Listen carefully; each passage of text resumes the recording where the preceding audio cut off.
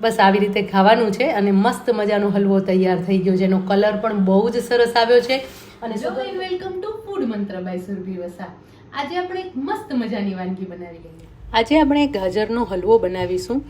બધાને બહુ જ મનપસંદ હોય છે, પણ ગાજરનો હલવો ઘણીવાર બનાવતા હોય ને ત્યારે એવું લાગે છે કે ગાજર સરસ રીતે સોફ્ટ નથી થયેલા અથવા તો એની અંદર માવાનો સ્વાદ નથી આવતો. પણ હા, આજે આપણે માવા વગર જ આ ગાજરનો હલવો બનાવીશું ને એકદમ ફટાફટ તૈયાર થઈ જશે. સૌથી પહેલાં તો ગાજરની પસંદગી કેવી રીતે કરવી ને એ ખૂબ જ અગત્યનું છે. અત્યારે તમે જોઈ શકો છો કે આજે મેં ગાજર લીધા છે, એકદમ સરસ છે, ઉપર ક્યાંય રેસા નથી. આ રીતે ગાજરે મેં કટ કર્યો છે અને તમે જોઈ શકો છો કે અહીંયા વચ્ચેનો જે પાર્ટ છે ને બહુ જ ઓછો છે. એટલે હંમેશા ધ્યાન રાખવાનું કે આ જે પાર્ટ છે ને એ બહુ વધારે મોટો ન હોવો જોઈએ. ઘણી વખત બહુ જ વધારે મોટો હોય ને તો પછી એની અંદર આવો જે પીળો ભાગ છે ને એ બહુ જ વધારે હોય અને એના કારણે ગાજરનો સ્વાદ સરસ નથી આવતો હતો. જો તમે આ એક મેં ગાજર છોલીને રાખ્યું છે અને તમે જોઈ શકો છો કે એની અંદર આ જે વચ્ચેનો ભાગ છે એકદમ ઓછો છે અને એ પણ સોફ્ટવાળો પાર્ટ છે અને અહીંયાથી પણ એકદમ ઓછો પાર્ટ છે. એવી રીતે કંઈ દેખાતું જ નથી, એટલે આખું ગાજર છે સરસ રીતે આપણે છીણી શકીએ એવી રીતનું છે. તો ગાજરની પસંદગી કરો ત્યારે ખાસ આ વાતનું ધ્યાન રાખવાનું છે. અને ગાજરને સૌથી સરસ રીતે પહેલાં છોલી લેવાના છે. મેં આ ગાજર છોલીને રાખ્યું છે અને છોલી અને એને પછી છીણી લેવાના છે. તો હવે ગાજરને આપણે છીણી લઈશું. હવે આ ગાજરને આપણે છોલી લઈએ. છોલી તો લીધા છે, છીણી લઈએ. તમે જોઈ શકો છો કે વચ્ચેનો પાર્ટ બહુ જ ઓછો છે અને હવે એને આ રીતે છોલવાના છે. આમ આડો રાખીને છીણશો ને તો સરસ રીતે છીણાઈ જશે. જો, અને આવી રીતના સરસ મજાનો આવો લાંબો છીણ પડવો જોઈએ. જો આવો છીણ પડશે ને તો ગાજરનો હલવો બહુ જ સરસ તૈયાર થશે. તો આવી રીતે બધા જ ગાજરને આપણે છીણી લેવાના છે. મેં અત્યારે 1 કિલો ગાજર લીધેલા છે અને હવે આ બધા જ ગાજરને હું છીણી લઉં છું. ગાજર હંમેશા આટલા લાલ હોવા જોઈએ અને ખાવામાં પણ સરસ મીઠા હોવા જોઈએ. એટલે ગાજરની પસંદગી કઈ રીતે કરવી એ ખૂબ જ અગત્યનું છે. એટલે ગાજર જો સરસ આવશે તો તમારો ગાજરનો હલવો એકદમ ટેસ્ટી અને સરસ તૈયાર થશે. તો હવે આ બધા જ ગાજરને આપણે છીણી લઈએ.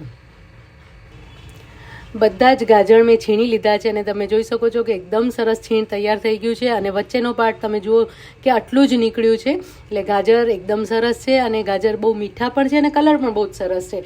હવે આપણે એમાંથી ગાજરનો હલવો તૈયાર કરી લઈશું. ગાજરના હલવા માટે દૂધ કેટલું લેવું અને ખાંડ કેટલી લેવી એ ખૂબ જ અગત્યનું છે. તો એના માટે આપણે અત્યારે જો ગાજર 1 કિલો લીધેલા છે અને જેને છીણી લીધા છે એની સામે લગભગ પોણા લીટરથી 1 લીટર જેટલું દૂધ લેવાનું છે. જો ફૂલ ફેટ લેતા હો તો પોણો લીટર લેવાનું છે અને જો લો ફેટ લેતા હો તો 1 લીટર લેવાનું છે. અને એની સાથે જેટલા પ્રમાણમાં ગાજર હોય એનાથી અડધી ખાંડ લેવાની છે.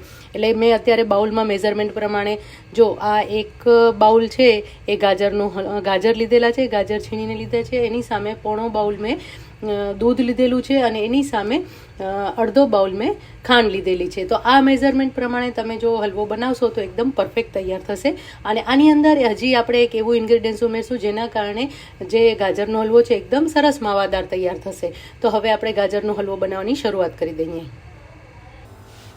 1 ચમચી ઘી ઉમેરી લઈશું.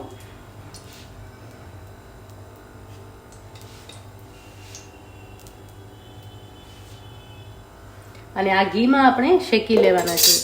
જે ગાજર આપણે છીણીને રાખ્યા હતા ને એ ગાજરને શેકી લેવાનું છે. ગાજરને ઘીમાં શેકવાના કારણે એનો સ્વાદ બહુ જ સરસ આવે છે.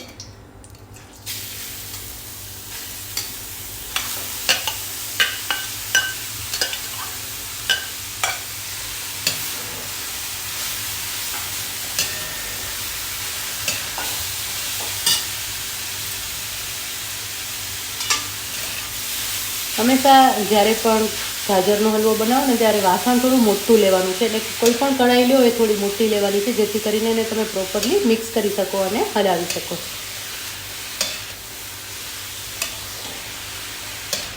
એકાદ મિનિટ માટે સાંતરીશું જેથી કરીને ઘી એકદમ સરસ રીતે બધી રીતે ફેલાઈ જાય અને ગાજર જે છે એ સરસ શેકાઈ જાય.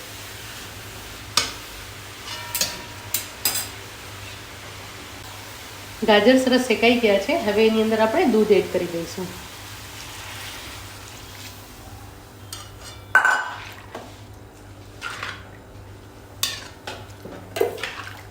હવે આ ગાજરને આપણે કૂક થવા દેવાના છે. સરસ રીતે ગાજર કૂક થશે અને ચડી જશે એટલે એનો સ્વાદ બહુ જ સરસ આવશે.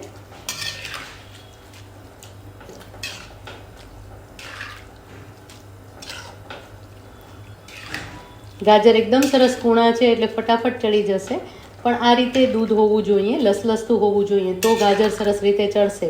અને હા, ખાસ એક વાત યાદ રાખવાની છે કે જ્યારે તમે દૂધ એડ કરો ને ત્યારે એની સાથે જ તમારે ખાંડ એડ નથી કરી દેવાની. જો તમે એની સાથે જ ખાંડ એડ કરશો ને તો ગાજર જે છે એ સરસ રીતે ચડશે નહીં અને એનો સ્વાદ પણ સરસ નહીં આવે અને ગાજર કડક રહી જશે, કારણ કે ખાંડની ચાસણી થવા લાગશે એટલે એનું ટેક્સચર ચેન્જ થશે અને ચાસણીના કારણે ગાજર વધારે કડક થઈ જશે. હવે આપણે એને લગભગ 8 થી 10 મિનિટ સુધી કૂક થવા દેવાનું છે. જો મિશ્રણ એકદમ સરસ ઉકળવા લાગ્યું છે અને હવે ઘણું બધું ઘટ પણ થઈ ગયું છે અને તમે જોઈ શકો છો કે જે ગાજર છે એક સરસ સોફ્ટ થઈ ગયા છે. તમે આવી રીતે હાથમાં લઈને દબાવશો તો એકદમ સરસ સોફ્ટ થઈ ગયા છે ને. એટલે હવે આ સ્ટેજ ઉપર થાય પછી એની અંદર આપણે ખાંડ એડ કરી દઈશું. હવે એની અંદર આપણે ખાંડ એડ કરી દઈશું અને બરાબર મિક્સ કરી લઈશું. ખાંડનું પણ પાણી થશે એટલે એને પણ આપણે બળવા દેવાનું છે. જો આ રીતે સરસ રીતે મિક્સ કરી લેવાનું છે અને ફાસ્ટ ફ્લેમ પર જ આ બધી પ્રોસેસ કરવાની છે જેથી કરીને તમારો હલવો એકદમ ફટાફટ તૈયાર થઈ જાય. અત્યારે આપણે 1 કિલો ગાજર લીધા છે ને એની સામે દૂધ અને ખાંડ એડ કરતાં લગભગ 1.5 થી 2 કિલો જેટલો હલવો તમારો તૈયાર થશે. હવે આને ફરીથી આપણે ઉકળવા દઈશું.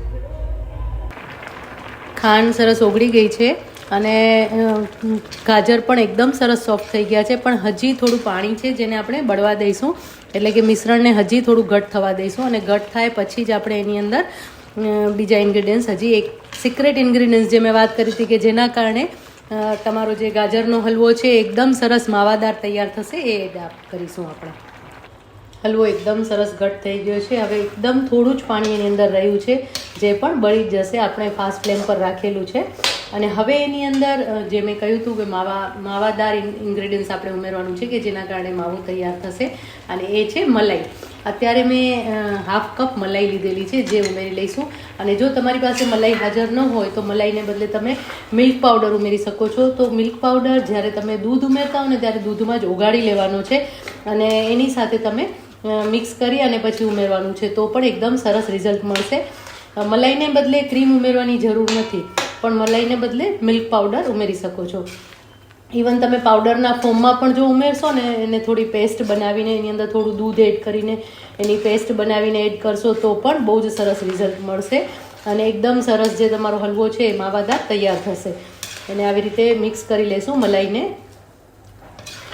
મલાઈની અંદર પણ થોડો દૂધનો ભાગ હોય છે એટલે એટલું પાણી પણ આપણે બળી જવા દઈશું. હવે એની અંદર આપણે ઇલાયચી પાવડર એડ કરીશું. ઇલાયચી પાવડર તમને ગમે તો એડ કરી શકો છો અથવા પ્લેન પણ રાખી શકો છો. મને ગમે છે એટલે હું એડ કરું છું. 1 ટીસ્પૂન આપણે ઇલાયચી પાવડર એડ કરીશું. ઇલાયચીના દાણા પણ ઉમેરી શકો છો. દાણા પણ બહુ જ સરસ લાગે છે અને એનો સ્વાદ પણ બહુ જ સરસ લાગે છે. અને એની સાથે હું ½ બાઉલ કાજુ ઉમેરું છું. ગાજરના હલવામાં કાજુ બહુ જ સરસ લાગે છે અને એને આવી રીતે જ્યારે કૂક થતું હોય ને, થોડુંક પાણી બાકી રહે કે થોડુંક કૂક કરવાનું બાકી હોય ને ત્યારે જ એડ કરી દેવાનું છે જેથી કરીને કાજુ એકદમ સરસ રીતે મર્જ થઈ જશે અને એક ફ્લેવર ગાજરની પણ કાજુમાં મિક્સ થઈ જશે એટલે એના કારણે કાજુ પણ બહુ જ સરસ લાગશે અને એના કારણે હલવો પણ બહુ જ સરસ લાગશે. તમે જોઈ શકો છો કે એનું ટેક્સચર અને કલર બંને એકદમ સરસ ચેન્જ થઈ ગયા છે અને હવે એને ફરીથી આપણે લગભગ 2 થી 3 મિનિટ સુધી કૂક થવા દઈશું જેથી કરીને એકદમ પરફેક્ટ હલવો છે એ એકદમ પરફેક્ટ તૈયાર થઈ જાય. જો એકદમ સરસ હલવો તૈયાર થઈ ગયો છે અને એક સરસ ઉપર શાઇનિંગ આવી ગઈ છે. આપણે ઉપરથી લગભગ 1 ચમચી જેટલું ઘી એડ કરીશું જેથી કરીને એકદમ સરસ એનો સ્વાદ પણ બહુ જ ફાઇન આવે.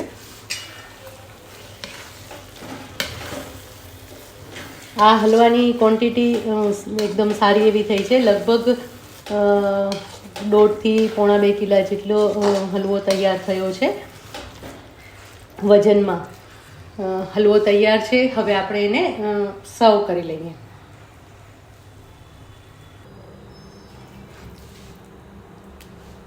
એક સ્ટીલના ડબ્બામાં આપણે હલવો ભરી લઈએ છીએ.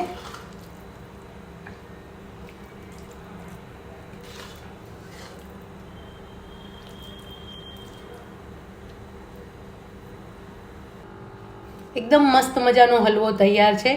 અને આ હલવાને તમે જો બારે રાખવા માંગતા હો તો 2 થી 3 દિવસ સુધી રહેશે, પણ જો તમે એને ફ્રીઝમાં સ્ટોર કરશો તો લગભગ 10 થી 12 દિવસ સુધી સરસ રહેશે. એટલે ફ્રીઝમાં મૂકી દેવાનો અને જેટલી જરૂર હોય એક નાની ડબ્બીમાં બારે રાખવાનું. તો આ રીતે તમે હલવો જે રાખશો તો 10 થી 12 દિવસ સુધી સરસ રહી શકશે. પણ આ હલવો એટલો ટેસ્ટી બન્યો છે કે 2 કે 3 દિવસમાં તો પૂરો થઈ જશે.